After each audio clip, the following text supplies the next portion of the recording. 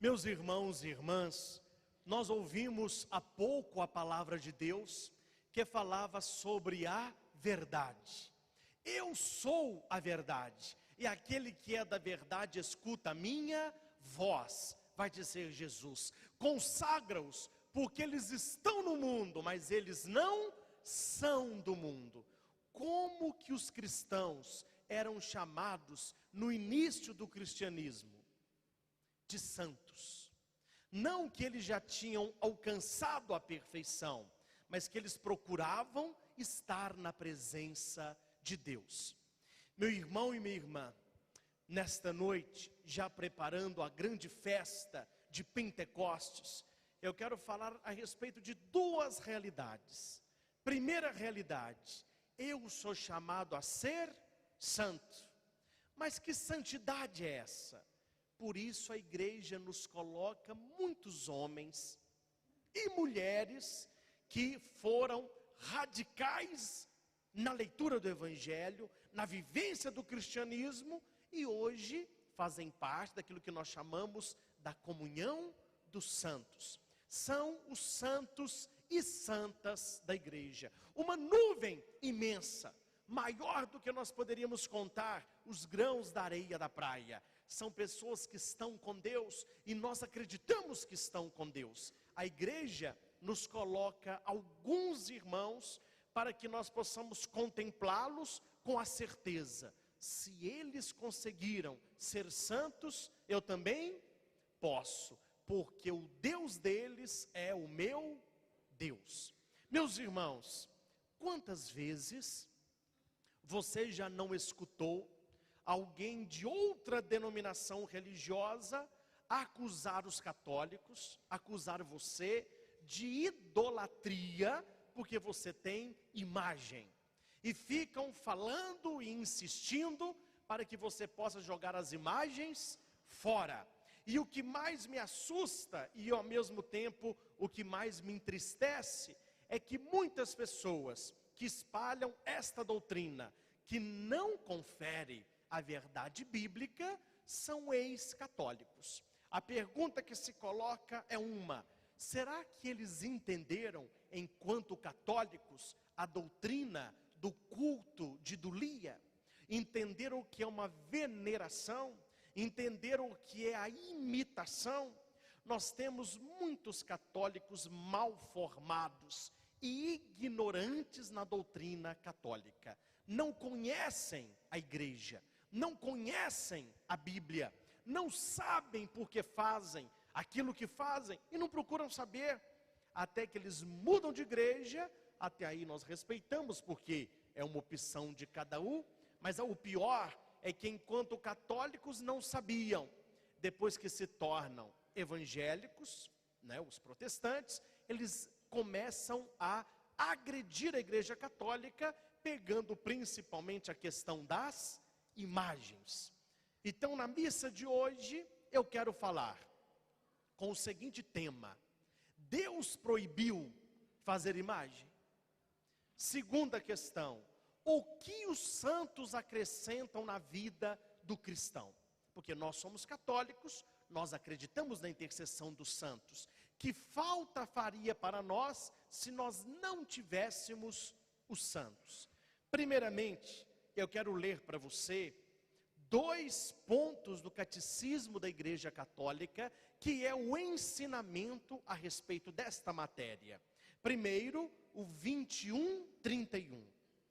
Com base no mistério do Verbo encarnado, o Concílio Ecumênico de Nicéia, do ano 787, qual é o ano? Olha para você ver, 787, qual foi o ano que apareceu a primeira igreja protestante? 1532, qual ano? Eu estou citando para você qual ano? 700, Concílio de Nicéia. Onde nós estamos? O concílio justificou contra os iconoclastas o culto dos ícones, dos de Cristo e também dos de Maria, Mãe de Deus, dos anjos e dos santos. Encarnado, o Filho de Deus inaugurou uma nova economia das imagens. São Paulo vai dizer: Jesus é a imagem visível do Deus invisível. Jesus mostra-nos o Pai. Quem me vê, vê o Pai. Parágrafo 21, 32. O culto cristão das imagens não é contrário ao primeiro mandamento, que proíbe os ídolos. Com efeito, a honra prestada a uma imagem remonta ao modelo original. E aquele que venera uma imagem, não venera a imagem, mas a pessoa ali representada. A honra prestada às santas imagens é uma veneração respeitosa e não uma adoração. Adoramos somente a Deus. Quem é que grita assim: viva a imagem de Nossa Senhora Aparecida, viva a imagem de São José? Não, isso é idolatria. Nós não estamos gritando viva a imagem, mas nós gritamos viva Nossa Senhora, viva Santo Antônio, viva São Judas. A imagem é uma representação material daquilo e daquele que é real junto de Deus. Eu quero citar para você 3 textos bíblicos de onde que veio a proibição de fazer imagem de ídolo. É preciso ir à origem para você entender. Acompanhe comigo, é muito claro e de tranquila e fácil assimilação. Cito para você Êxodo, capítulo 32, versículo 1 ao 8.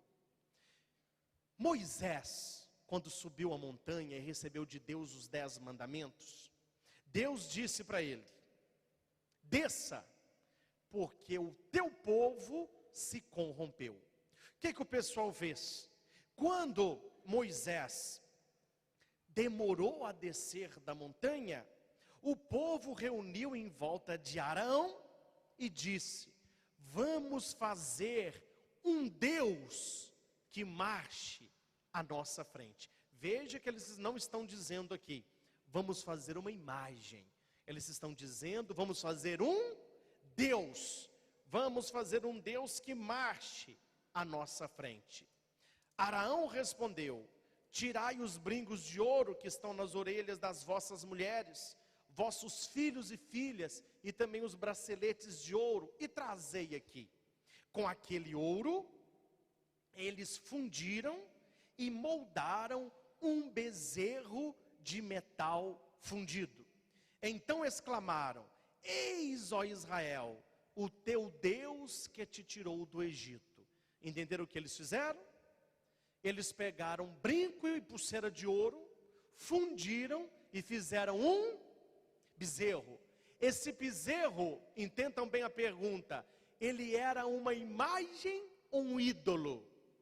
Era um ídolo, porque eles olhavam para aquela imagem e eles gritaram: este é o nosso Deus. O problema está nessa palavra. Este bezerro é o nosso Deus. Foi ele quem nos tirou do Egito.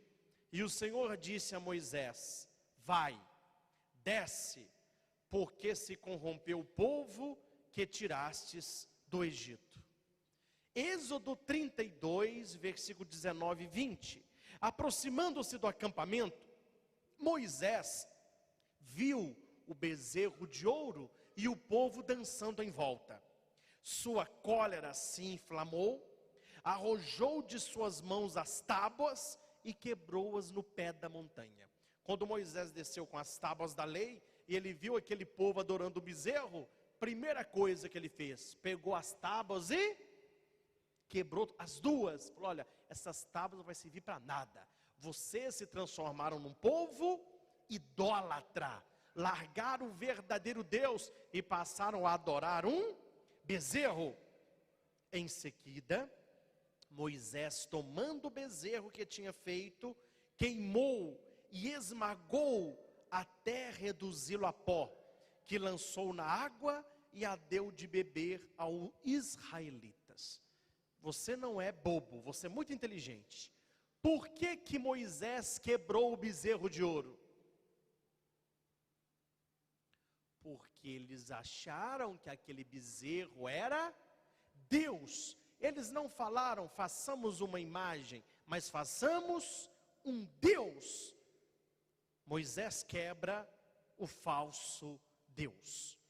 Daniel, capítulo 14, versículo 1 a 22. Agora eu já estou citando um outro texto.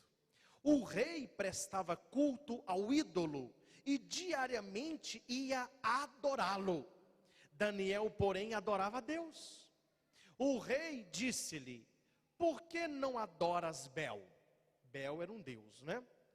Por que, respondeu Deus, não venero ídolo feito pela mão de homem, mas sim o Deus vivo que criou o céu e a terra? Assim sendo, continuou o rei, Bel não te parece ser um Deus vivo? Não vês que ele come e que bebe todos os dias? Você conhece essa história aqui? Desse tal de Deus? Daniel desafiou o rei e falou assim: rei, isso aí é uma estátua, isso não come e nem bebe. Aí o rei: oh Daniel, o que é isso? O templo dele está dentro do meu palácio. Toda noite os sacerdotes colocam no pé dele bebida, bons vinhos, boas frutas, picanha, tropeiro. Que é tudo delicioso. De manhã, quando a gente abre, ele comeu tudo. Daniel falou: mas eu não estou entendendo isso, eu quero ver. Então você pode ver para crer. À noite, Daniel ficou na porta, eles colocaram uma mesa, lá estava a estátua do deus Bel, colocaram lá algumas comidas, os sacerdotes fecharam a porta, e Daniel passou a noite, esperando. O rei fechou e pôs o selo real. De manhã, Daniel acorda, vai com o rei fala: olha, ninguém violou, eu selei com o anel real. A hora que ele tira o selo e abre as portas, o que tinha acontecido com a comida? Tinha desaparecido. Beberam o vinho, comeram as frutas, a picanha já era.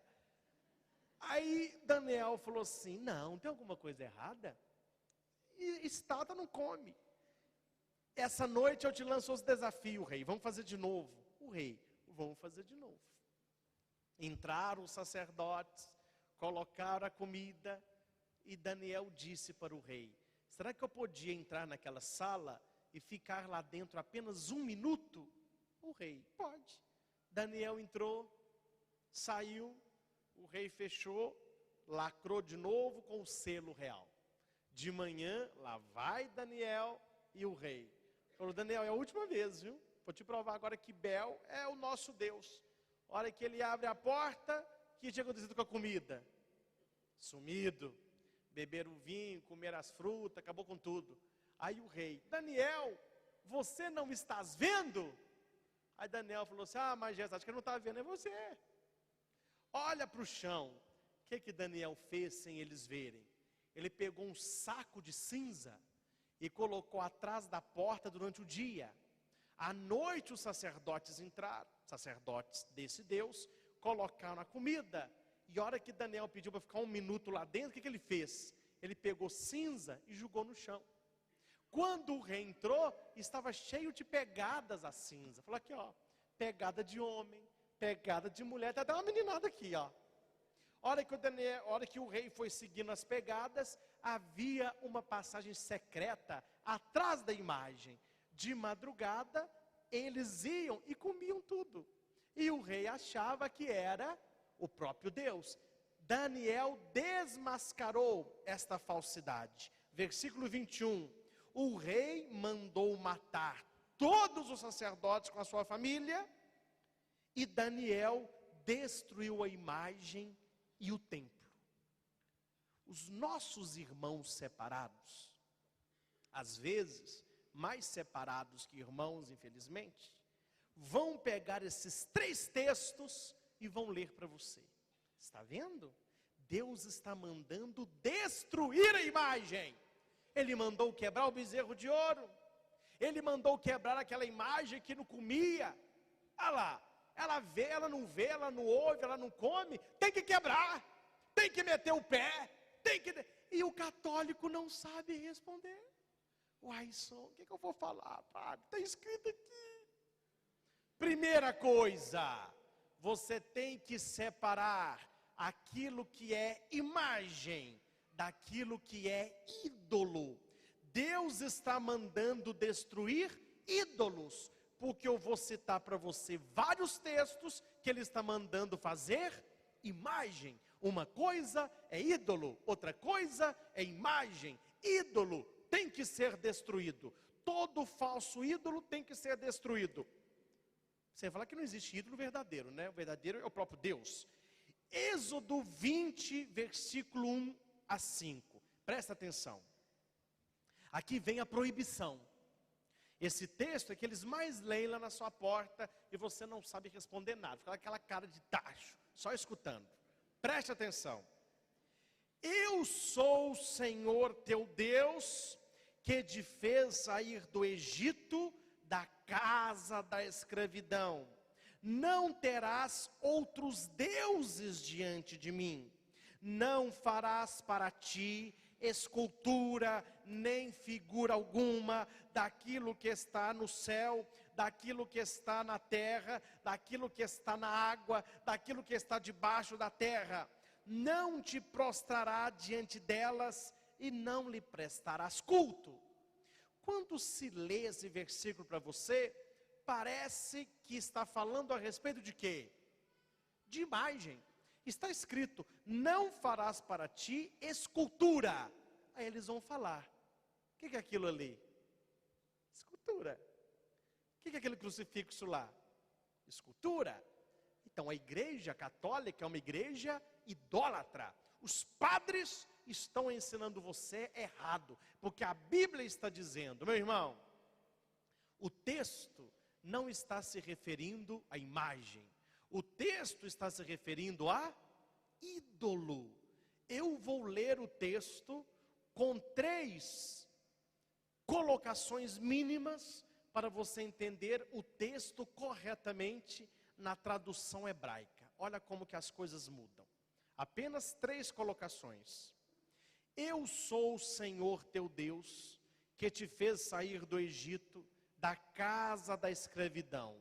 Por isso, não terás outros deuses diante da minha face. E desses deuses não farás para ti escultura, nem figura alguma. Não te prostrarás diante deles e não lhe prestarão culto como se fossem deuses. Este texto se refere, você não é burro, né, meu irmão? Esse texto se refere a Nossa Senhora Aparecida? Esse texto se refere a Santo Antônio? A São Judas Tadeu? Meu filho, nessa época aí não existia nada disso. Esse texto se refere a Baal e a outros deuses pagãos que existiam na época. E cada rei tinha o seu Deus, e cada rei tinha a sua estátua, a sua imagem, que era um ídolo.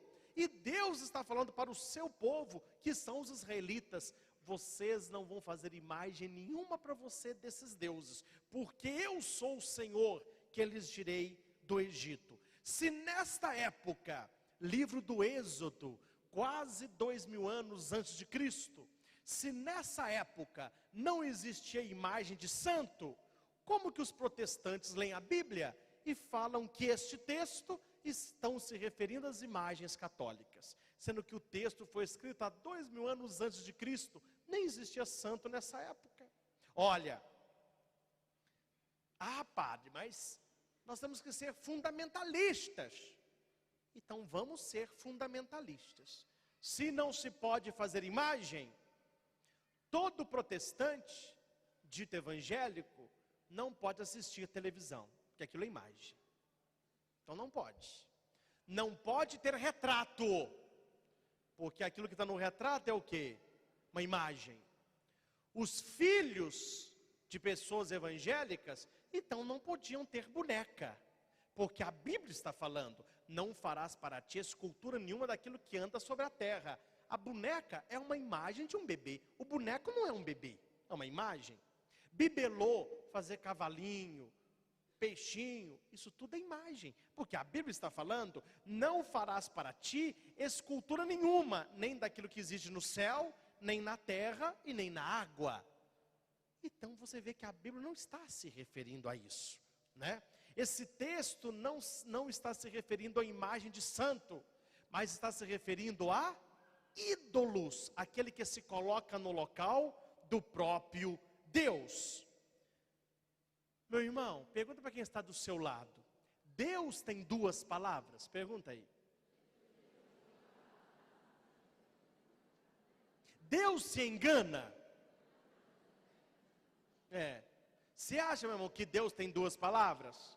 Não, desculpa, eu não quis dizer isso não. Não, o que Deus disse, está dito. Então, meu irmão, se Deus proibiu fazer imagem, como é que eu vou provar para você na Bíblia que Ele mandou fazer imagem? Porque Deus proibiu fazer ídolo. Ele não proibiu fazer imagem, Ele mandou fazer imagem. Cito para você, primeiro texto, Êxodo 25, versículo 18 ao 22. O Senhor disse a Moisés: farás 2 querubins de ouro. O que é querubim? Anjo. Deus está ordenando. Estes querubins terão as suas asas estendidas para o alto, e com as asas protegerão a tampa da arca da aliança, e ali eu virei ter contigo. Deus falava com Moisés no meio de duas imagens de anjos. Deus mandou fazer imagem. Números 21, 8 a 9. Faze para ti a imagem de uma serpente, e coloca sobre um poste. Todo aquele que for picado e olhar para a serpente será curado. Serpente de bronze não é imagem, não? É imagem. Deus mandou fazer uma serpente de bronze, e Jesus vai citar essa passagem. Assim como todos olharam para aquela serpente no deserto, todos olharão para aqueles que transpassaram. Então Jesus se compara, não é, a esta escultura que Moisés fez. Segundo Crônicas, capítulo 3, versículo 10 ao 13. Para o interior dos santos, era o local mais sagrado, é onde Deus se manifestava. Salomão mandou esculpir 2 querubins e os revestiu de ouro. Deus se agradou do templo. Meu irmão, se Deus condenasse imagem, Ele ia aparecer onde estava a imagem? Se Deus condenasse imagem, Ele ia mandar fazer imagem? Ele ia mandar Moisés fazer uma imagem, uma serpente de bronze? É claro que não. O problema não é fazer imagem, o problema é fazer ídolo, porque o ídolo ocupa o lugar de Deus. No dia da inauguração do templo, quando Salomão fez diante do povo uma prece, desceu fogo do céu, e a glória do Senhor encheu o templo. Vamos repetir? E a glória, Deus se agradou do templo. E o templo tinha muitas imagens.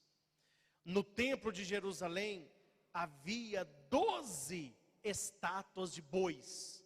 4 para o norte, 4 para o sul, 4 para o leste e 4 para o oeste. 3, né? 3. Os pontos cardeais. Por que tinham 12 bois? Simbolizando as 12 tribos. Em cima desses 12 bois havia uma piscina grande, onde eles se purificavam. Na mesma época, no Egito, havia um deus chamado Apis. Era um boi assim, ó. Meio vaidoso esse boi, né? Meu irmão, Deus purificava o judeu nesta piscina carregada por 12 bois. A imagem do deus Apis, que era um deus idólatra do Egito, Deus manda fazer a mesma imagem e coloca no templo. Deus Apis tem que destruir, é ídolo. Os bois no templo não é ídolo, então Deus permite. Meu irmão, eu e você, nós como católicos, eu quero ter o direito de, como católico, de colocar do lado da minha cama uma imagem de Nossa Senhora Aparecida. Eu quero ter no meu local de trabalho um crucifixo. Eu quero ter no meu escritório uma imagem de São Judas ou do meu santo padroeiro. É um direito nosso. O problema é que muitos não respeitam o nosso direito. Meu irmão, na minha casa, se eu quiser pôr perto da minha cama uma imagem do preto velho ou do diabo, o problema é meu, a casa é minha. O problema é que em vez de cuidarem da fé, eles se preocupam em atacar a nossa fé. Por que a preocupação tanto de quem não é católico, do católico venerar imagem? Por que a preocupação exagerada de quem não é católico com aquilo que nós fazemos dentro da nossa igreja?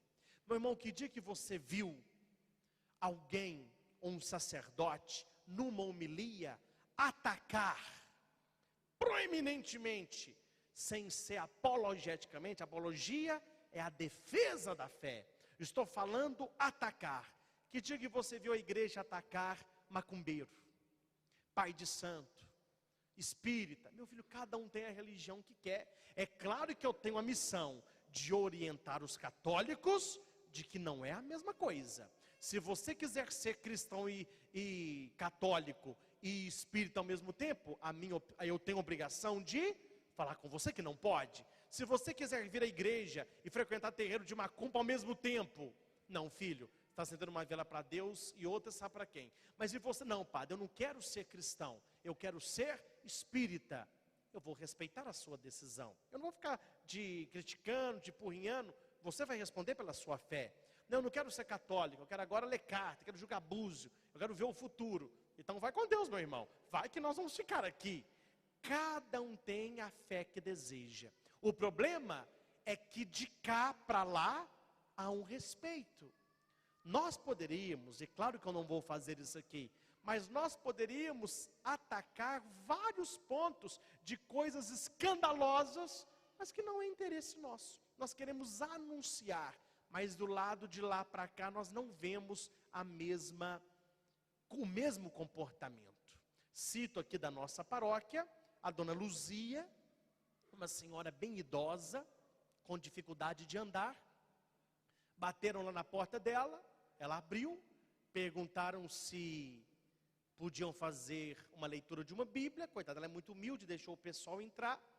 Quando o pessoal entrou, ela estava doente, e eles falaram com ela: a senhora idolatra essa negra? É Nossa Senhora Aparecida. Ela falou assim: olha, é minha mãe. Falou: olha, a senhora está doente das pernas, porque atrás desta negra está um demônio. E quando a senhora reza para esta imagem, a senhora está orando para o demônio. É ele que está impedindo com que a senhora ande. Mas pode ficar tranquilo que nós vamos libertar a senhora. Eles dentro da casa dela, eles pegaram a imagem dela, de Nossa Senhora Aparecida, que foi da filha dela que faleceu, e escacaram a imagem no quintal. Rezaram por ela, porque ela é indefesa. Ela ficou quieta, ela ficou até assustada. Depois que ela rezou, eles foram embora, ela trancou o portão, falou: nunca mais, e ligou chorando, né? Claro que nós temos para ela uma imagem nova, era uma imagem menorzinha. Mas, meu irmão, que dia que você católico vai ter a cara de pau de entrar na casa de uma pessoa que não é católica e julgar fora coisa da religião dela. Nesse ponto nós somos mais chiques, né? Nós somos mais elegantes, nós somos mais finos. Você pode ir na casa de qualquer pessoa de outra religião. A pessoa pode ter lá um doente, pode ter lá um gnomo, pode ter lá um Buda, pode ter um pai preto velho. Eu nunca vi ninguém criticar. Você não se compactua com aquilo porque não é da sua fé. Mas você ir na casa de alguém, meu filho, e quebrar, meu filho, a pessoa, você está me compreendendo? Nós devemos ter muito carinho para com os santos, porque são os que nos precedem na fé. Cada um aqui tem um carinho por um santo especial, não tem?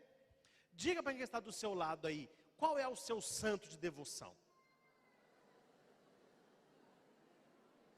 Qual é o seu santo de devoção?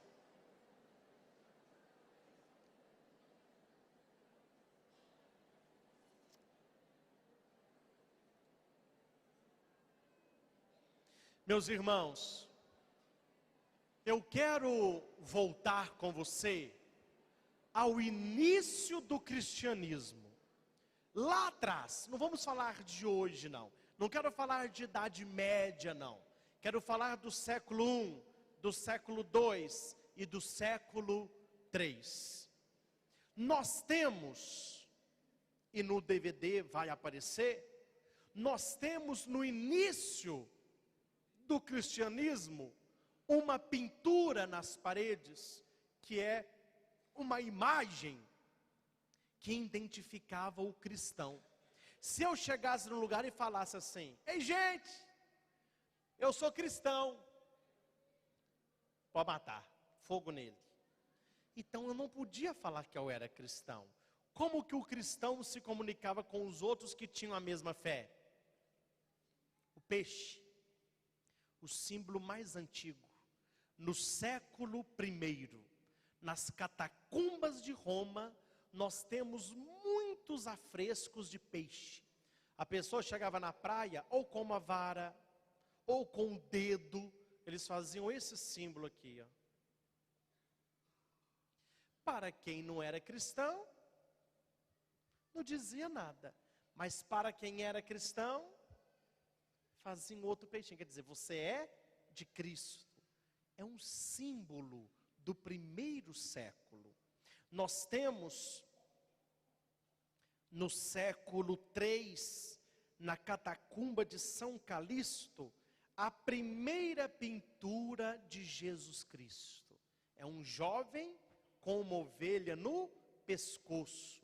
É o bom pastor. Meu irmão, no século III, ano 220, 240, os nossos pais na fé, os cristãos lá do início da nossa igreja, eles pintavam as catacumbas com imagens bíblicas. Essa imagem aqui, ó, foi pintada há poucos anos, no século III, ano 240, os cristãos já pintavam a parede das catacumbas com imagens religiosas. Não existia ainda igreja, eles rezavam debaixo da terra, faziam corredores subterrâneos com os lugares de sepultarem os cristãos. E tem na parede, na catacumba de São Calixto, esta pintura de Jesus do século III. Você que está participando aí, assistindo o DVD, essa imagem que está aparecendo agora. Nós temos uma imagem, a mais antiga de Nossa Senhora, com o menino Jesus, é do século II, na catacumba de Santa Priscila em Roma. Está Nossa Senhora sentada, com o menino Jesus no colo. Meus irmãos, os nossos pais na fé, eu não estou falando de ano passado, eu não estou falando de igreja aí, essas, né, que estão surgindo em 1980, 1950, não, eu estou falando do ano 240, a origem do cristianismo. Olha onde eu estou indo, já pintavam Nossa Senhora com o menino Jesus. Como é que os modernosos, não pode pintar Nossa Senhora, se no século III eles pintavam? Cito outro. O século III, na catacumba de São Marcelino, está Jesus recebendo o batismo de João Batista. Vocês vão ver a imagem aí. Catacumba, século III. E eles descobriram, há pouco tempo agora, abaixo da Basílica de São Pedro, aí é uma pintura grande, não é só um pedacinho não. Descobriram uma capela, onde está São Pedro, São Paulo, São João e Santo André. E na parede, Jesus no meio, com os 12 apóstolos. Eu estou falando do ano 200 ao ano 300. Não é de impressionar essas coisas? Você sabia dessas coisas? Muita gente não conhece. Por isso que apantou na igreja. Por isso que quando larga a igreja católica, fica nessa, vocês são idólatras, vocês têm imagem, vocês pintam as paredes de santo, isso está errado. Então, meu filho, volte no templo e vai falar para os cristãos que eram perseguidos pelos imperadores romanos, no ano 100 e pouco, 200 e pouco, eles pintavam, e você vai ver no vídeo, está aí a prova de Jesus, o bom pastor, Nossa Senhora com o menino Jesus, Jesus sendo batizado, São Pedro, São Paulo, São João, Santo André. Por que que os cristãos que estavam lá pertinho de Jesus podiam, e hoje ficou errado? Porque eles não estavam pintando ídolos, eles estavam pintando santos. E nós continuamos com o mesmo costume. O que nós aprendemos... antes disso, abre parênteses. Eu já fui, vocês sabem disso, do exército antes de ir para o seminário. Servi o tiro de guerra um tempo e fui cabo um outro período. Quando nós estávamos marchando, a fanfarra tocando, né?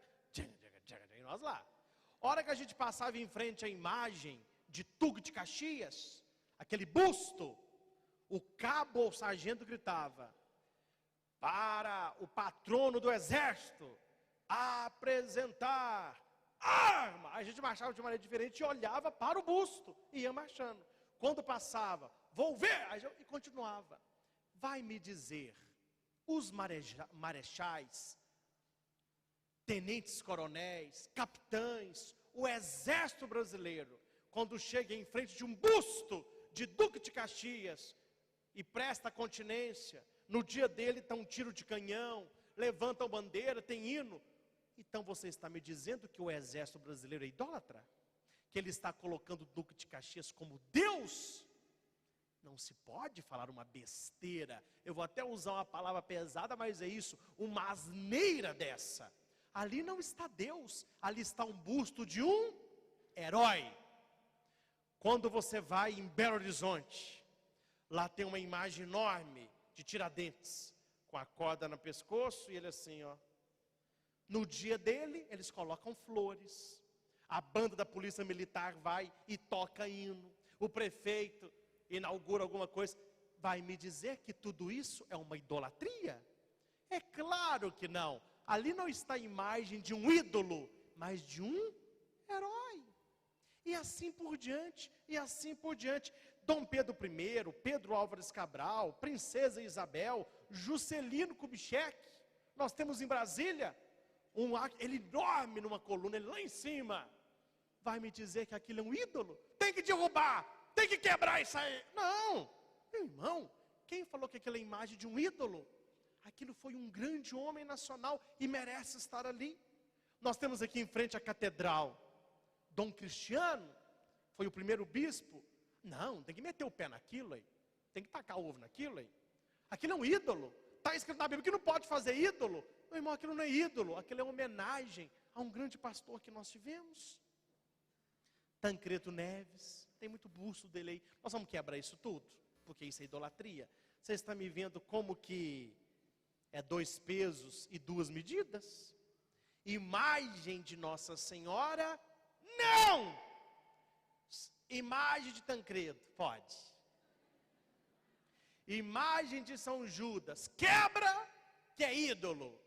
Imagem de Dom Pedro I, não, aí pode. Porque tem uma coisa errada aí, não tem não? Será que você não pegou a maldade? Você não pegou a maldade. Meus irmãos, o que podemos aprender com os santos? As virtudes teologais com Nossa Senhora: fé, esperança e amor. Quem quer aí ser uma pessoa de Deus, leia a história de Santa Teresinha. Como falar que aquela mulher não foi santa, gente? Como? Você está com problema na sua família? Leia a vida de Santa Rita de Cássia. Como falar que aquela mulher não alcançou a santidade? Você quer ter humildade, paciência, quando tudo estiver ruim, leia a vida de São Curadars. Um padre que não sabia nem latim direito, mandaram ele para uma biboca, e ele converteu o povo, porque não desistiu. Tem gente que desiste dos sonhos, tem a perseverança de São Curadars. Você que gosta da natureza, você que gosta muito de animais, leia a vida de São Francisco de Assis. Você que gosta de uma vida de amor, leia a vida de Santo Antônio. Tem gente até que lê muito, né, porque está precisando do amor, né? Santo Antônio. Você que desiste muito fácil das pessoas que não creem, vai ler a vida de Santa Mônica. Rezou para Santo Agostinho mais de 30 anos. Meu irmão, nós não estamos falando aqui de pessoas, não, são pessoas que foram amigas de Deus. E quem é amigo de Deus na terra, continua sendo amigo de Deus no céu. Quantas graças nós não alcançamos pela intercessão dos santos. E tem gente que diz assim: não é santo, é um demônio. Atrás de cada imagem tem um demônio. Quando você reza para o santo, é o demônio que está ditando coisa. Se o demônio está dando tanta coisa boa, eu vou começar a rezar para o demônio. Vou começar a pôr uma imagem do demônio no meu oratório. Porque o demônio que eu sei que a Bíblia diz, a Bíblia me revela: o ladrão ele vem para roubar, matar e destruir. Não está escrito que o demônio abençoa. Não está escrito que o demônio dá fé. Há uma coisa estranha aí. Não, quem morreu está dormindo. Santo não intercede para ninguém. Eles vão falar com você isso. Então você pergunta para a pessoa: então quem morreu está dormindo? Está. Então quem foi amigo de Deus na terra não está intercedendo, tudo dormindo? Está. Então me explica, por que Jesus, quando estava no alto do Monte Tabor, apareceu Moisés e Elias conversando com ele? Eles acordaram para conversar e dormiram de novo. Não basta, meu irmão, decorar versículo. Não basta pegar na Bíblia aquilo que nos agrada. É preciso conhecer a doutrina católica. E finalizo explicando para você, com muita tranquilidade, as duas mentalidades protestantes que nós temos. Nós temos a mentalidade europeia, que é a mentalidade luterana. E nós temos a mentalidade latino-americana do Brasil, que é a mentalidade calvinista. Lutero, ele queria corrigir algumas coisas na igreja. E Lutero não errou não, viu? O que Lutero falou estava acontecendo.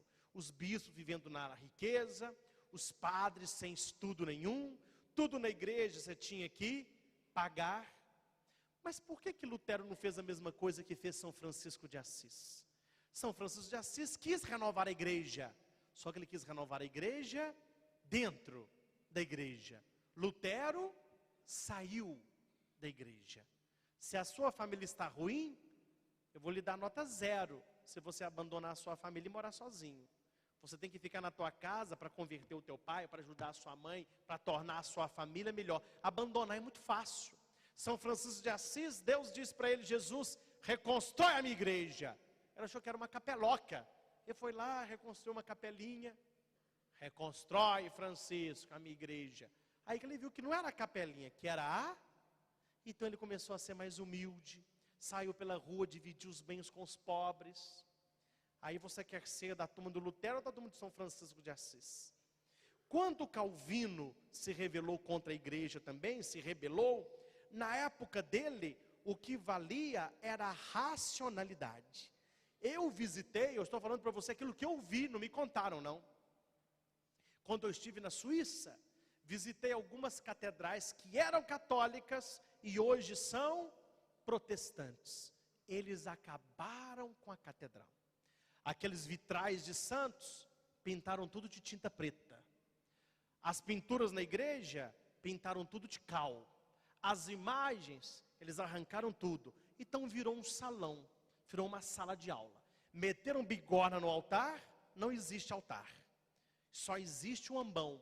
O que Calvino fez? Transformou a igreja numa sala de aula. Mandou cada um, levou a Bíblia, eles começaram a estudar só a Bíblia. O que está na Bíblia, está na Bíblia. O que não está na Bíblia, não está na Bíblia. Virou uma sala de aula. É um famoso culto protestante calvinista. Eles estão reunidos para estudar a Bíblia. Perdeu-se o mistério. A catedral que te levava ao mistério, os anjos, os santos, acabaram com tudo. Esta é a mentalidade que muitos pregam. O que está na Bíblia, meu irmão, a Bíblia, se você ler racionalmente, sem fé, ela se contradiz. Uma hora fala uma coisa, outra hora fala outra. É preciso ler a obra com os olhos de fé, com um povo que escreveu a Bíblia, com uma mentalidade própria. É preciso, meus irmãos, buscar sempre a santidade. Quem aqui já perdeu? Já perdeu não, né? Quem aqui, o seu vovô ou sua vovó, alguém que você amava muito já faleceu? Agora pergunta para quem está do seu lado. Essa pessoa que faleceu era uma boa pessoa?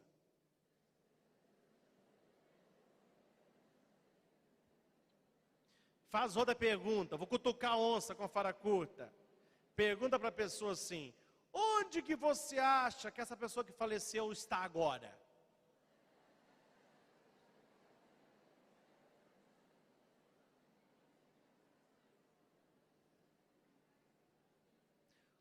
Meu irmão, eu lembro muito da minha avó materna. Minha avó paterna morreu, era muito pequenino ainda. Tenho só um retrato dela do dia da minha primeira comunhão. Não lembro muita coisa não. Mas a minha avó materna eu lembro, ela faleceu não tem tanto tempo. Uma mulher muito boa, não é porque minha avó não, mas sempre foi muito boa. Sofreu muito, casou com meu avô sem gostar dele, mas obrigado pelo pai dela. Foi fiel a vida toda, teve 2 filhos, né? Foi uma mulher que sofreu muito, mas rezava, tinha muito piedade. No final da vida dela teve reumatismo, mesmo com o pé doendo. Eu lembro que eu era pequenininho, coroinha, ela ia encostando nas paredes, eu ia levando ela para ir à missa domingo de manhã. Ela assistia a missa com dor, voltava. O que eu faço a pé hoje em 5 minutos, ela levava quase 1 hora, ela andava, parava. Foi uma mulher muito santa. Eu acredito que a minha avó Alice está com Deus. Seus parentes estão aonde? Se eles estão com Deus, eles são o quê? Santo. Só que eles não foram canonizados. Eles não estão nos altares. Não existe uma imagem da minha avó. Ô, vovó Alice. Não, ela não foi canonizada. O que significa canonizado? É a igreja fazer santo? Não. É a igreja colocar aquela pessoa como modelo de alguém que seguiu a Cristo na radicalidade do Evangelho. Quem foi amigo de Deus na terra, continua amigo de Deus no céu. Vocês ajoelham na frente de imagem, vocês ficam pedindo intercessão de santo, vocês são uma cambada de idólatra. Mas na hora que chega na igreja, a pessoa se ajoelha: pastor, põe a mão na minha cabeça, faz uma oração para mim de intercessão. Respeito, mas por que eu posso rezar por você? Por que o pastor pode rezar pelo fiel e os santos não podem rezar por nós? Quem foi amigo de Deus na terra, é amigo de Deus no céu. Leia lá as bodas de Caná. Se Maria ali não foi intercessora, eu quero que você me diga o que Maria foi. Meu irmão, nós temos que ter muito carinho com os santos. Porque são santos. Devemos rezar pedindo a sua intercessão. E mais do que pedir a intercessão do santo, nós devemos tentar seguir as suas virtudes. Uma história rápida. Você conhece a história de São Sebastião? São Sebastião é aquele que morreu flechado.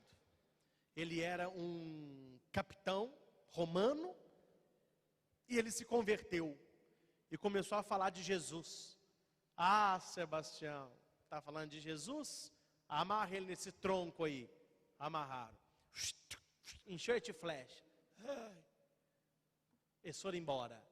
Passaram uma família de nômade e ele, respirando ainda. Tiraram Sebastião do tronco, tiraram as flechas, fizeram curativo.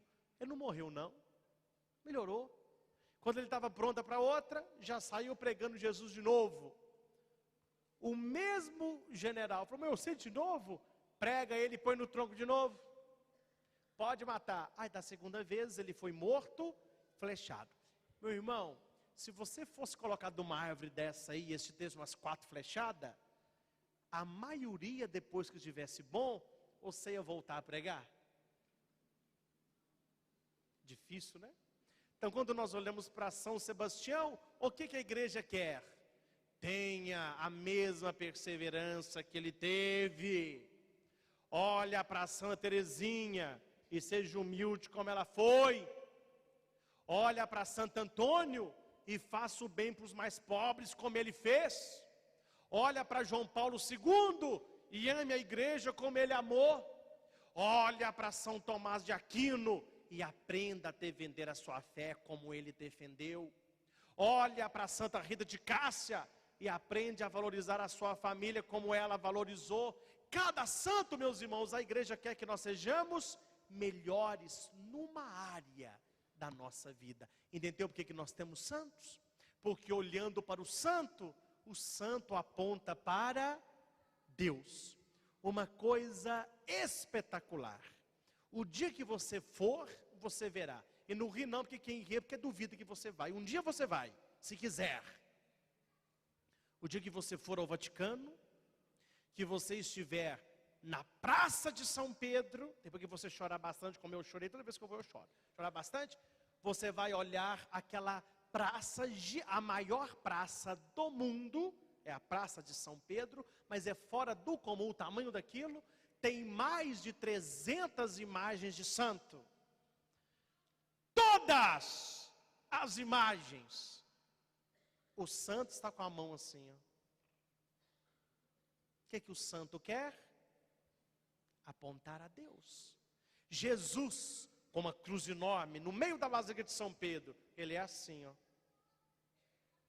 Enorme a imagem, gigante. Lá parece pequenininho porque é muito grande, né? Tem quase 6 metros de altura, enorme. Tudo lá aponta, o santo é isso, meu irmão. Quando você olha para um santo, ele... O que nossas igrejas têm torre? E é chamada a ter uma torre alta. Para quando você olhar para a torre alta, você lembrar de... Os santos são as torres da igreja católica. Cada santo que você olha, ele está apontando para Deus. Ninguém aqui considera santo Deus. Nossa Senhora nunca foi deusa. Santo Antônio não é Deus. São Judas, ou alguém aqui achava que o santo era Deus.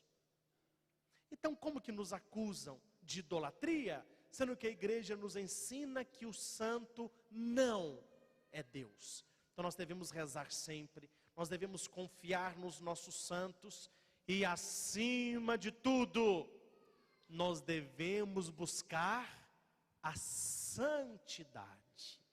Eu devo buscar ser santo, repita. Eu devo ajudar o meu irmão a ser santo. Eu devo rezar para que a minha família seja santa. Levanta a mão para mim as mulheres que são casadas. Deus está contando com você para santificar o seu marido. Amém? E não vem com essa, padre, amém. Eu vou santificar o meu marido.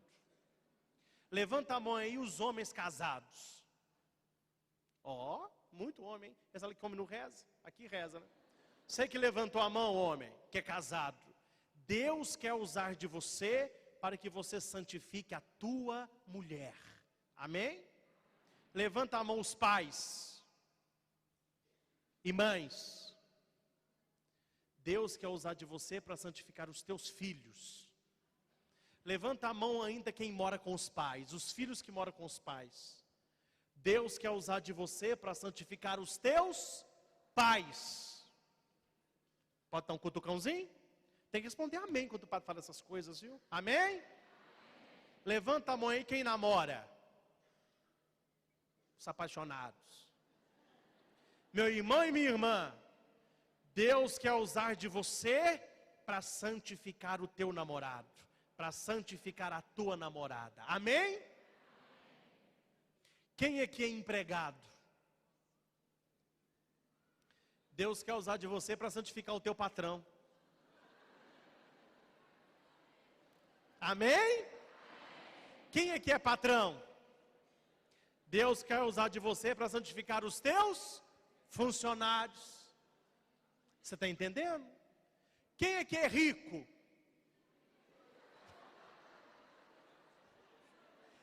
Quer ver como muda? Quem aqui é rico da graça de Deus? Eba! Olha, eu vou falar para você uma coisa sem medo. Eu tenho muito defeito e luto para vencer tantos outros, mas tem muita coisa em mim que são sinais de santidade. Amém? Você tem muito defeito. Pode aplaudir o Senhor mesmo, é? Olha, você aqui na igreja, você que me assiste pelo telão, você tem muito defeito. Você tem muita coisa que precisa ser melhor, mas eu tenho certeza, quando Deus olha para você, Ele vê muita coisa santa na sua vida, amém? Pode aplaudir a Deus. Meus irmãos, vamos parar com essa implicância com os santos, porque um dia nós faremos parte de onde eles estão. Um dia nós vamos nos encontrar com Santo Antônio, com São Judas, com Nossa Senhora, e eles vão falar: conseguiu também, velho? E eu quero falar amém. E você também quer falar amém, não é? Meu irmão, é isso que a igreja quer ensinar para você. Para que implicância com o santo? Deixa a Nossa Senhora Aparecida, ela não está fazendo mal a ninguém, ela só está ali de mãozinha posta. Deixa São José carregando o menino Jesus em paz. Para que querer implicar com os nossos santos? Se você não crê, respeito é bom e nós gostamos. Você não precisa ter a nossa fé, mas respeitar é preciso. Olha, e nós vamos finalizar esta pregação com uma canção que nós vamos ouvir agora. Você vai fechar os teus olhos e nós vamos pedir a Jesus que esta canção possa cair no fundo do coração de cada um de nós. É o fundamento da pregação da noite de hoje. Jesus quer que nós sejamos santos.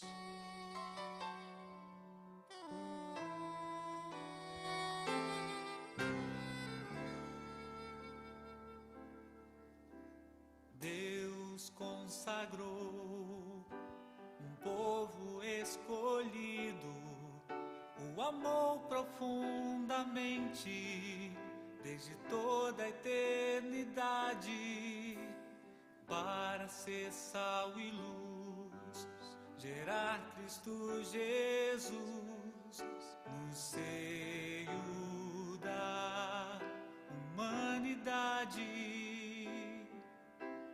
Deus consagrou um povo escolhido, o amou profundamente desde toda a eternidade, para ser sal e luz, gerar Cristo Jesus no seio da humanidade. Preste atenção.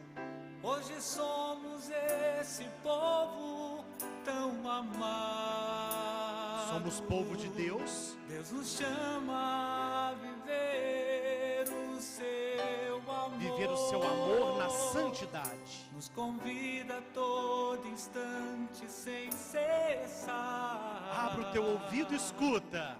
E pede a nós. Sede santo.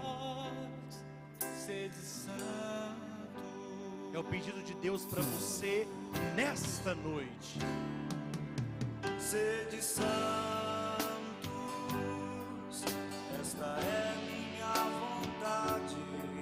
Sede santos, é o que eu mais Sede quero. santo, meu irmão. Sede santo, Na tua família, no teu trabalho, nos teus relacionamentos, no teu namoro. sede santos, Sede santos. é o que eu mais quero. É o sonho de Deus para cada um de nós. Ele te trouxe esta noite para que você tomasse posse desta palavra.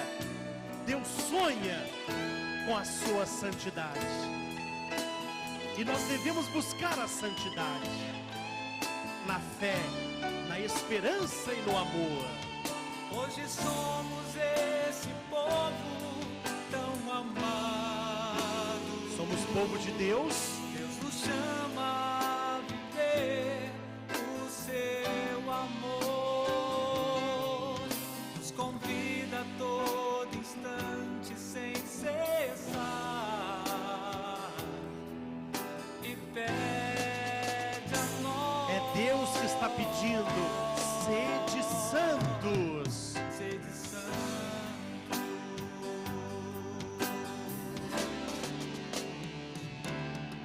Sede santos, esta é minha vontade.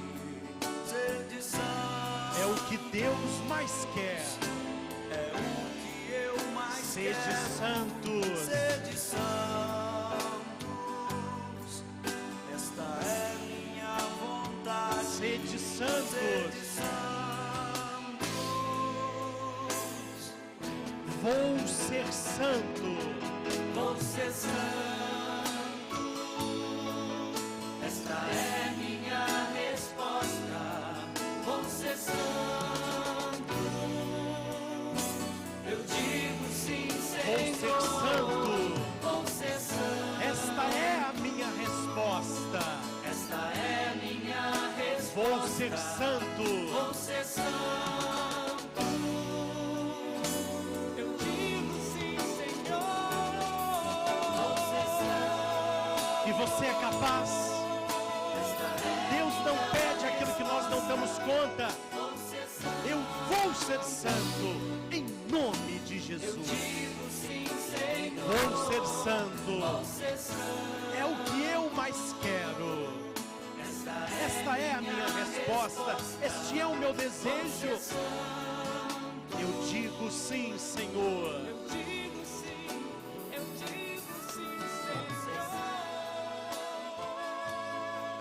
Que Deus coloque no coração de cada um de nós este desejo de santidade, esta busca espiritual por sermos amigos de Deus. Guarde isso. Ouvi esta definição e que para mim muito simples, mas que ilustra toda a beleza desta noite. A catequista perguntou certa vez para uma criança: o que é ser santo? A criança respondeu: é ser colega de Deus, é ser amigo de Deus. Aquele que confia em Deus, ele começa uma caminhada de santidade. Desejo a você, presente nesta missa da família, estamos hoje com quase 10.000 fiéis, desejo a você que termina de assistir conosco este DVD, primeiro, que você saiba dar razão à sua fé, que você saiba defender a sua devoção aos santos. Segundo, que você possa ter aprendido a diferença entre ídolo e imagem.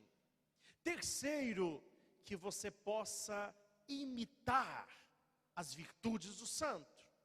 E quarto, que você deseje ser santo, porque esta é a vontade de Deus para você, para a sua família e para os seus entes mais queridos. Que Deus te abençoe e que Deus te leve cada vez mais à perfeição. Em nome do Pai, do Filho e do Espírito Santo, todos os santos e santas de Deus, rogai por nós. Rogai por nós, Santa Mãe de Deus.